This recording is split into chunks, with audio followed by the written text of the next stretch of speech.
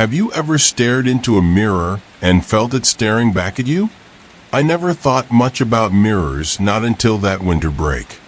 It was supposed to be simple, house sitting for my professor while he went away. But the moment I stepped inside that old house, I felt something was off. I thought it was just the isolation, the cold, the silence, but now I know it was something more, something I can never explain. What happened to me over that winter break will make you question every reflection you see, every moment you spend in front of a mirror, wondering if what you see is really you or something else entirely. I thought I was going crazy. I thought it was just the house, the loneliness, the stress of school piling up. But now I know the truth. Something was watching me, waiting for me, and I couldn't escape. But I didn't know until it was almost too late. What I thought were just shadows were much more than that. What I thought were just reflections weren't reflections at all. Something is still out there, something that used to be me, something that's waiting to take my place. Have you ever stared into a mirror and felt like it wasn't just your reflection staring back? Like someone else was behind it watching you? I didn't want to believe it at first. I thought I was just tired, overworked, stressed. The house was old, sure, and maybe I was just letting my imagination run wild. But what I saw, what happened, it was real. And it started small, barely noticeable. A faint shift in the corner of my eye. A flicker in the glass. At first, I told myself it was nothing. Maybe it was the lighting, or the way the shadows moved in that old house. But then things changed. It started with the shadows. They didn't follow me the way they should have. They moved on their own. You think that sounds crazy, don't you? I thought I was losing it too, but there's something about the mirrors in that house. They weren't just glass. They weren't just reflections. They were doors, or windows, to something else. I thought I was alone, but I wasn't. And the mirrors, they weren't just watching me. They were taking something from me. Something I couldn't understand at first. But the longer I stayed in that house, the more I realized it wasn't just the house that was old, it was something in the very walls. Something that had been waiting, hiding in the reflections, waiting for me. I started seeing things in those mirrors, things that weren't mine, faces that weren't mine, shadows that weren't mine. And that's when I knew this wasn't just my reflection anymore. It was pulling something, and I wasn't sure what it was pulling, but I knew it wasn't going to stop. Not until it had everything it needed. Do you think I'm safe right now? Do you think I'm the one telling you this story? Or am I just the reflection that escaped? Maybe you think this is just another story, but you're wrong. I've seen it with my own eyes. And I'm telling you, if you ever find yourself in front of a mirror, you'll remember this moment. You'll start to question what's really looking back at you. The reflection is never just a reflection. I didn't have many options when Professor Jacobs asked me to house sit. I was broke. The kind of broke where you say yes to anything that offers a roof over your head, especially when it's free. And I thought, why not? A few weeks in a remote, peaceful town, away from the campus noise. It sounded perfect, but I didn't know what I was walking into. The house was ancient. Everything about it felt like it was stuck in time, frozen, like it hadn't been touched in decades. And the mirrors. There were mirrors everywhere, all over the house, in the hallway, in the living room, even in the bathrooms. Big ones, small ones, some framed in dark wood, others in gold, all polished to a sheen, like they were waiting for someone to look into them. At first, it wasn't that bad. A little weird, sure, but nothing to worry about. The house was old, right? It creaked, it groaned. It was the kind of place you expected to be a little off. But I shrugged it off. I was here to relax, enjoy some peace and quiet. It wasn't like I had to be on alert all the time. At least, that's what I kept telling myself. I noticed the reflections were off. It wasn't just the mirrors that seemed old. It was like they were waiting for something. The reflections didn't move at the same time I did. I thought it was just me being paranoid. I mean, this house was full of mirrors, right? Maybe they just had a weird way of showing things. It's fine. It's just the old house settling, the drafts. This place is falling apart. Maybe I was just too tired. Or maybe I was imagining things. But every time I looked at the mirrors, they seemed to have more depth than they should have. Like, they were more than just glass. I kept telling myself it was nothing. I was just imagining things. But I swear I saw things move. Things that shouldn't be moving. Reflections that didn't match my own movements. And the mirrors, they were everywhere, like they were watching me. But I didn't have a choice. I was stuck there alone in this old mansion, with nothing to do but wait for time to pass. And the more time I spent there, the more alive those mirrors seemed to become. I had been in that house for days, and every time I looked into a mirror, something else fell off. But I couldn't leave. I needed the money. And besides, I thought maybe I was just getting caught up in my own head. It wasn't like I had a reason to be scared, right? But deep down, I couldn't shake the feeling that those mirrors weren't just showing me something. They were taking something. That was the moment I realized I wasn't alone. Something else was here. And it wasn't just in the mirrors. It was inside the house, watching, waiting. I didn't want to admit it, but something was happening here. I could feel it in my bones, in the air. But I kept telling myself, it's just an old house. It's just the wind. Nothing more, right? But every time I looked in the mirrors, I felt like I was being watched. And those shadows, they moved. I saw them move, even when I didn't or couldn't have seen them move. It was nothing. It had to be. It was just the house settling. It was an old house, right?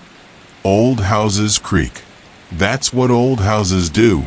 But even as I tried to convince myself, the feeling didn't go away. And those shadows, I swear I saw them move in rooms I hadn't even entered. I'd walk by one of the doors, and out of the corner of my eye, I'd see something dark shift behind it. But when I turned around to look, there was nothing. Just the empty room, staring back at me. It wasn't a coincidence. I swear, I kept seeing things. I'd hear noises in rooms I hadn't even stepped into yet. Footsteps. Faint whispers like someone was breathing right behind me. But when I turned around, nothing. The mirrors weren't just reflecting anymore. They were showing me things I hadn't seen yet. Or maybe things I wasn't supposed to see. And then there were the whispers, quiet at first but always there. I'd hear them when I was alone, in the quietest moments of the night, like they were coming from behind the mirrors. Not loud enough to make sense of, just soft enough to leave me wondering if it was my imagination. Was it the wind? Was it my mind playing tricks? But every time I heard it, I'd get this feeling like I wasn't really alone. I saw it, a face that wasn't mine. It was just there, a blur, like it was waiting for me to turn around. And when I did, there was nothing. No one. Just the reflection of the room behind me. But I couldn't shake the feeling. That thing in the mirror, it wasn't me. and I couldn't explain it. I tried to, but the more I thought about it, the less I could make sense of it. I didn't want to believe it. I kept telling myself it was all in my head, that I was just tired or stressed out from being alone. But as I walked through the house, flashlight in hand, baseball bat by my side, I couldn't shake the feeling that something wasn't right here. The mirrors, they were following me, watching me, and every time I turned around, the house felt a little darker, a little colder, like something was creeping closer, waiting for the right moment. I wasn't imagining things. Something was in those mirrors, something that shouldn't be there. I couldn't take it anymore. The house was alive, I knew it now. The mirrors, the footsteps, the whispers. They were all connected somehow. I had to get out, but every time I tried to leave, the house wouldn't let me. And now I wasn't sure if I was even seeing myself in those mirrors anymore. The shadows were shifting. The whispers were louder. And something was reaching through the glass, pulling me closer. I had to get out. That's all I could think about. Get out of here. The house was playing with me. I knew it. It was all in my head. It was just an old, empty house. But there were moments when it didn't feel like it was just a house anymore. The mirrors, they weren't like they used to be. I didn't know what I was seeing, but I could feel it deep in my gut. Something was wrong. And tonight it would change everything. That's when it happened. The first time I saw it, the first time I felt it, my reflection didn't move like I did. It wasn't just mimicking my actions. It turned, slowly. I swear, it turned to face me when I wasn't looking. It was wrong. My reflection wasn't just a mirror of me. It was something else. Something waiting. I couldn't escape. I knew something was wrong, but I couldn't make sense of it. I tried every exit, every door, every window, but it was like the house was changing around me. The mirrors, they weren't showing me the real world anymore. They were showing something else, something that wasn't supposed to be real. I could hear it, the footsteps, mine, but they weren't coming from me. They were coming from somewhere else, somewhere I couldn't reach. I turned around and looked, expecting to see something, anything, but there was nothing. Nothing except the mirrors. They were all around me, showing me things that shouldn't be possible. I saw it. I saw myself, moving without moving. It was as if the reflection wasn't just copying me anymore. It was becoming me, and worse, it was coming for me. My own reflection was stepping out of the mirror, not the way it was supposed to, not the way it was supposed to ever happen. It wasn't me anymore. It wasn't just a reflection. It was something else, something that had taken my place, and now it was stepping out, becoming real. And there was nothing I could do to stop it. The mirrors had done something to me. I had become trapped in them. Or maybe it was my reflection that had been waiting all along. I knew I had to act, but my body didn't respond the way I wanted it to. Every muscle in me screamed to run, but where could I go? I was already trapped in a house of mirrors that had no escape. And my reflection? It was coming for me slowly, too slowly, like it was savoring the moment. I thought I could break it. I thought if I destroyed one, I could stop it. But it only made things worse. The glass shattered, but it didn't feel like it had stopped anything. The mirrors, they didn't just reflect what I was doing. They started to reflect more.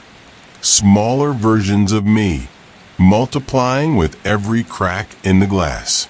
It was as if the house, the mirrors, were trying to consume me piece by piece. I was running, but no matter where I went, it was the same. The house wasn't just an old building. It was a maze.